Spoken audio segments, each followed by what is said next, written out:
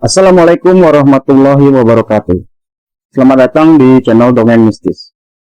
Episode kali ini akan melanjutkan episode sebelumnya, yaitu antologi atau kumpulan kisah-kisah mistis luar negeri. Apa saja kisah-kisah yang kami hadirkan dalam episode kali ini? Ikuti terus kisahnya. Tapi jangan lupa buat yang belum subscribe, dukung channel ini dengan subscribe dan aktifkan tanda loncengnya. Oke, tanpa panjang lebar, kita ikuti kisahnya hanya di Dongeng Mistis.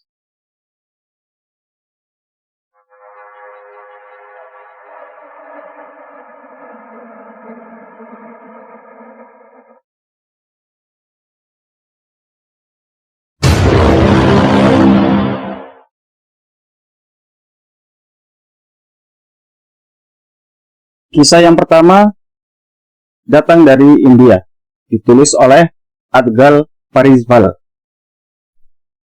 Pada bulan Juni tahun 2003, di kampung halamanku Damla, sebuah desa di Haryana, India, terdapat hutan di dekat desa kami yang digunakan sebagai jalan pintas. Meskipun telah dibangun jalan, namun tidak ada lampu di sepanjang jalannya. Beberapa cerita mistis telah muncul tentang hutan ini, dan ada beberapa tahayul yang harus diikuti saat melewati hutan tersebut untuk menghindari pertemuan dengan hantu. Pertama, Anda harus menghindari parfum, dan kedua, Anda harus membawa bawang mentah. Saudaraku tidak percaya pada semua hal ini, dan tidak pernah membawa bawang mentah. Setiap hari ketika pulang dari pekerjaannya, dia mengambil jalan melalui hutan tersebut dengan mobilnya. Dan dia tidak pernah mengalami kejadian aneh selama di perjalanan pulang ke rumahnya. Sampai suatu hari saat kembali dari pekerjaannya, dia sedang mendengarkan lagu di mobilnya sambil melewati jalan itu. Karena dia tidak takut pada hantu, dia tidak peduli untuk memperhatikan jalan tersebut. Dia sibuk mendengarkan lagu sampai pada saat dia merasa ada seseorang yang duduk di belakangnya. Karena mobilnya jenis hatchback atau seperti Avanza atau R3 ya. Maka ketika seseorang keluar atau masuk ke dalam mobil, mobilnya sedikit bergoyang. Dan hal yang sama terjadi dengannya, seolah-olah seseorang telah masuk ke dalam mobilnya. Dia melihat ke belakang dengan rasa takut dan melihat tidak ada siapapun di sana. Dia mengambil nafas lega, menaikkan volume lagunya, dan terus mengemudikan mobilnya. Beberapa menit kemudian, lagi-lagi dia merasa bahwa seseorang masih duduk di kursi belakang mobilnya. Kali ini, dia menghentikan mobilnya dan keluar untuk memeriksa apakah semuanya baik-baik saja. Dan dia tidak menemukan apa-apa yang salah dengan mobilnya. Saat dia kembali ke dalam mobil, dia kembali merasakan bahwa seseorang telah masuk. Dia sekali lagi menoleh ke belakang dan tidak menemukan siapa-siapa. Karena dia merasa sudah mengunci pintu mobil sebelum memulai perjalanannya, jadi dia berpikir tidak ada kemungkinan seseorang bisa masuk ke dalam mobilnya. Bahkan ketika dia berhenti. Jadi dia terus mengemudi dan mengganti lagu yang diputarnya dengan Hanuman Chalisa. Dia mulai merasa takut bahwa cerita-cerita yang terkait dengan hutan itu mungkin saja benar. Saat dia sedang mengemudi, dia melihat ke kaca spion di dalam mobilnya. Dan astaga, dia hampir kehilangan kesadarannya. Dia melihat ada seorang wanita yang duduk di kursi belakang dengan mengenakan busana pengantin dan kulitnya putih murni. Dia segera meningkatkan volume lagunya sampai ke maksimum, mengambil tasnya yang berada di sampingnya, mengeluarkan tasbih, dan mulai mengucapkan mantra. Suhu tubuhnya mulai naik. Kemudian wanita itu memintanya untuk menurunkannya di dekat kolam dengan suara yang parau. Memang benar ada kolam di dekat hutan tersebut, tetapi hanya beberapa penduduk desa saja yang mengetahuinya. Dia tidak tahu lokasi kolam tersebut, tetapi dia tetap menganggukkan kepalanya naik dan turun. Dia bahkan tidak berani untuk menoleh ke belakang. Hanya beberapa menit setelah mengemudi, sosok yang seperti penyihir itu memintanya untuk menghentikan mobilnya. Dia segera menghentikannya dan terus memandang ke depan dengan tasbih di tangannya dan sistem musik yang sedang memutar Hanuman Chalisa. Dia mendengar suara pintu mobil yang dibuka lalu kemudian ditutup. Dia bahkan tidak berani melihat di kaca spion apakah wanita itu benar-benar meninggalkan mobilnya atau tidak. Begitu dia mendengar suara pintu mobil tertutup, dia langsung melarikan mobil dari sana dengan kecepatan yang tinggi. Dia masih tidak tahu apakah hantu wanita itu benar-benar meninggalkan mobilnya atau masih bersamanya. Sesampainya di rumah, dia langsung berlari meninggalkan mobilnya tanpa menguncinya dan langsung berlari ke arah kuil yang dibangun di rumah mereka. Dia berbaring di sana seakan-akan seperti orang mati. Semua anggota keluarga berkumpul di sana. Kemudian dia menceritakan seluruh kejadian itu. Saya segera memanggil pandit atau pandiji atau pendeta yang ahli dalam soal agama. Dan ibu saya memanggil dokter. Dokter memberinya obat untuk demamnya dan memintanya untuk beristirahat. Tidak ada yang tidur di keluarga kami malam itu, dan kami terus mengucapkan mantra. Keesokan harinya, kami meminta pandiji atau pendeta itu untuk melakukan hafan, yaitu persembahan doa kepada Tuhan di depan api. Dan pandiji itu setuju untuk melakukannya. Hal ini terus berlanjut selama 4 hari sampai dia benar-benar pulih. Pandiji itu memberitahu kami bahwa dia mengalami pertemuan dengan hantu karena dia telah menggunakan parfum atau meninggalkan pekerjaan setelah makan sesuatu yang manis. Dia juga mengatakan bahwa karena dia atau saudaraku itu tidak membawa bawang mentah, dia pasti akan mengalami pertemuan seperti itu. Saudaraku juga mengakui bahwa dia memang pulang dari pekerjaannya setelah makan makanan manis. Hingga saat ini, setiap pulang dari pekerjaan, tidak peduli seberapa pentingnya untuk bisa sampai ke rumah, dia tidak pernah mau lagi melewati jalan itu.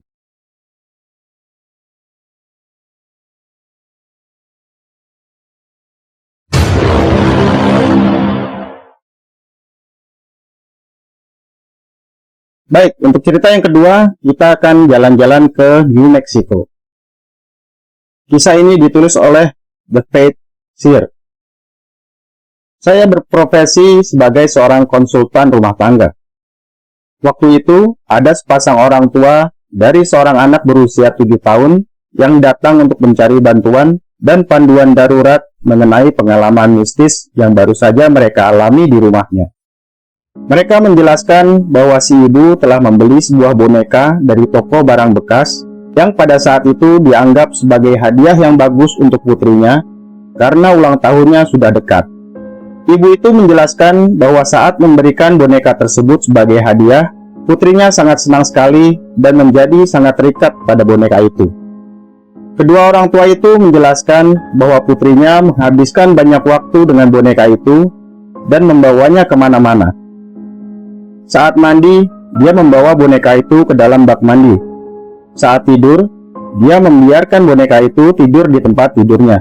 Saat sarapan, makan siang, dan makan malam, dia juga memberi makanan boneka itu sambil berbicara seolah-olah boneka itu adalah manusia nyata. Mereka mengungkapkan bahwa putrinya telah sangat tergila-gila sehingga membuat mereka sangat khawatir.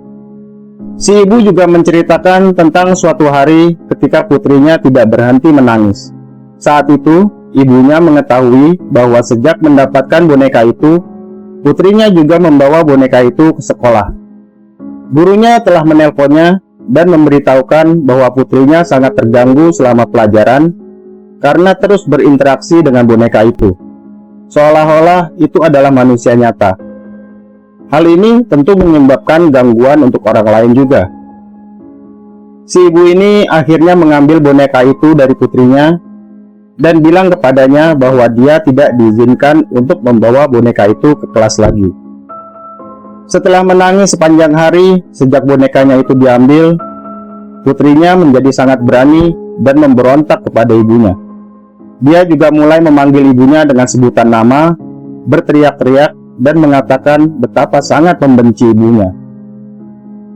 Si ibu ini juga menjelaskan bahwa dia telah menyembunyikan boneka itu dari putrinya, setidaknya sampai dia menemukan apa yang harus dilakukan dengan boneka itu.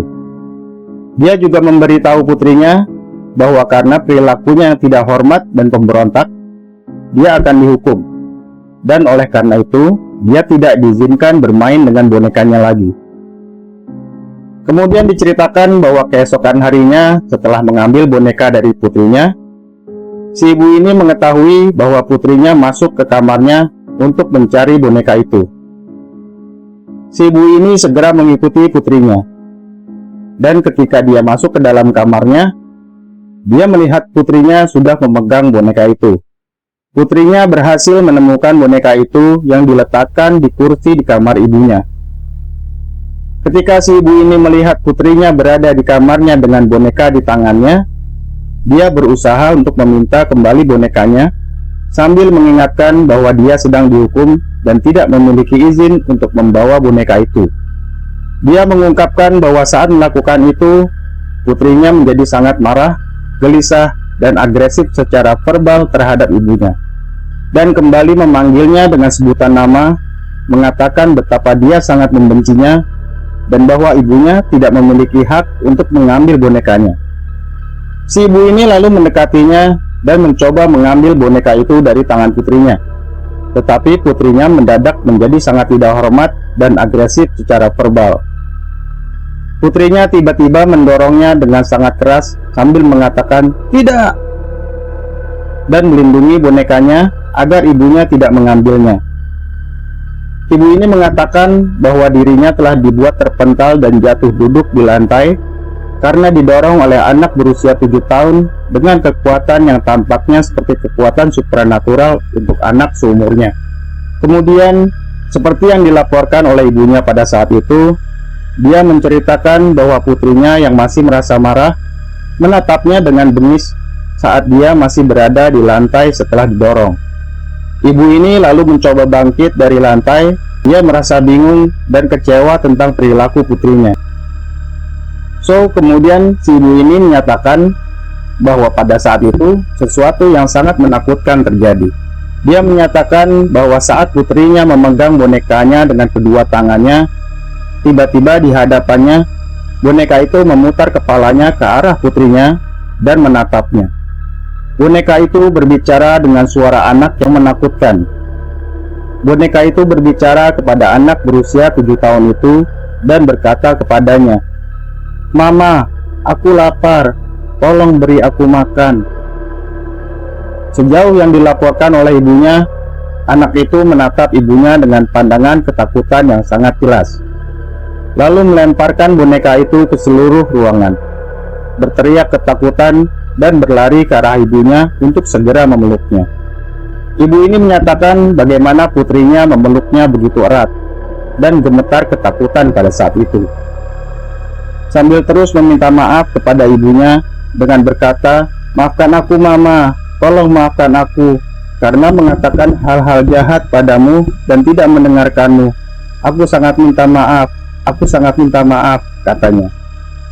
Ibu ini menyatakan bahwa pada saat itu dia juga merasa sangat ketakutan tentang apa yang baru saja terjadi. Namun di sisi lain, dia juga menyatakan rasa syukur melihat putrinya merasa menyesal atas perilakunya selama waktu itu.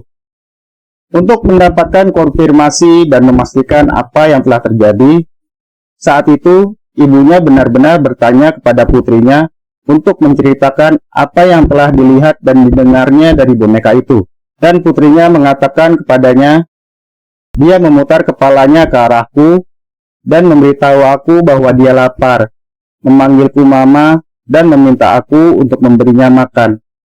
Mendengar penuturan putrinya saat itu, ibunya tahu dan yakin bahwa dia dan putrinya telah menyaksikan pengalaman menakutkan yang sama, dan mereka terus memeluk satu sama lain sampai mereka kembali tenang. Singkat cerita, akhirnya kedua orang tua itu melaporkan bahwa setelah saya beserta tim saya membantu menyelesaikan permasalahan mereka, mereka tidak pernah lagi mengalami kejadian mistis di rumahnya.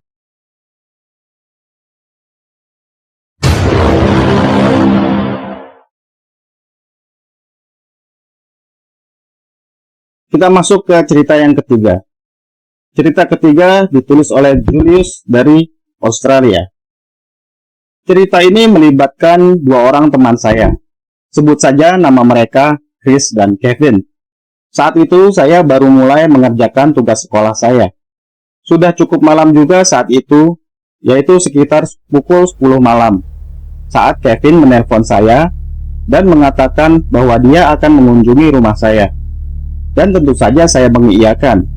Saya sedang bersama Chris sepanjang waktu. Dan Chris memang berencana untuk menginap di rumah saya malam itu. Sudah 30 menit berlalu, tapi Kevin belum datang juga. Lalu saya mengajak Chris untuk turun ke bawah. Saya kaget ketika kami menuruni tangga. Kami melihat Kevin sedang tidur di teras saya. Saya lalu bertanya kepada Kevin mengapa dia tidur di teras saya, tetapi dia tidak merespon. Saya mencoba untuk mengangkatnya, tapi dia terus melawan dan kembali tidur. Jadi saya bilang kepadanya bahwa saya akan kembali lagi dalam waktu 10 menit, dan jika dia masih tidur, maka saya dan Chris akan mengangkatnya dengan paksa ke kamar saya. Jadi saya tinggalkan Kevin di teras saya dan kembali ke atas bersama Chris untuk bermain game. Sudah 10 menit berlalu dan Kevin belum juga masuk ke kamar saya. Saya sedikit merasa kesal karena dia tidak mendengarkan saya. Sekali lagi, saya turun bersama Chris dan surprise, Kevin tidak ada di teras. Saya dan Chris sama-sama menatap satu sama lain dan bertanya-tanya apa sebenarnya yang sedang terjadi. Lalu kami berdua sepakat untuk mencarinya. Kami telah mencari ke setiap bagian rumah hanya untuk menemukan bahwa Kevin tidak berada di dalam rumah. Jadi kami pergi keluar. Kami telah menjelajahi seluruh area di sekitar tempat tinggal saya, dan kami tidak menemukan Kevin dimanapun. Kami akhirnya menyerah, dan saya memutuskan untuk kembali ke rumah. Saya berpikir mungkin dia sudah kembali ke rumah saya. Di tengah perjalanan pulang, tiba-tiba telepon saya berdering. Saya lalu mengeluarkan telepon dari saku dan ternyata Kevin menelpon saya. Bagian yang paling menyeramkan adalah ini. "Kevin, kamu ada di mana? Saya dan Chris sudah mencarimu selama ini." Kevin pun menjawab, "Dude, bukannya kamu bilang kamu ingin kembali ke rumahmu untuk mengambil sesuatu? Kenapa lama sekali? Aku sudah membeli nasi goreng yang tadi kamu pesan." Tiba-tiba bulu kuduk saya merinding dan saya bilang padanya untuk segera bertemu di rumah saya untuk membahasnya lebih lanjut. Ketika saya menceritakan kisah saya kepadanya dan membandingkannya dengan ceritanya, ternyata sangat berbeda. Dia mengatakan bahwa setibanya di rumah saya, dia melihat saya turun tangga dengan Chris dan mengajaknya untuk membeli nasi goreng bersama. Bahkan Kevin mengatakan bahwa dia tidak tidur sama sekali malam itu di teras saya, tetapi langsung pergi ke restoran bersama saya dan Chris. Jadi untuk merangkumnya, Kevin mengatakan bahwa saya dan Chris mengajaknya pergi untuk membeli nasi goreng bersama. Sementara itu, saya dan Chris sedang bermain game di atas. Dan kami yakin 100% bahwa kami melihat Kevin sedang tidur di teras. Mengerikan. Menurut kalian, dari ketiga ini, kira-kira mana kisah yang paling menakutkan? Tulis komentarnya ya. Baik Sobat DM, itulah kisah-kisah yang bisa kami hadirkan saat ini. Semoga kisah-kisah ini bisa menghibur sobat semua, dan semoga ada hikmah yang bisa dipetik dari setiap kejadian. Jika kalian menyukai video ini, jangan lupa untuk dukung channel kami dengan klik subscribe, like, dan komen. Saya Darusuksmo, sampai bertemu di kisah berikutnya. Wassalamualaikum warahmatullahi wabarakatuh.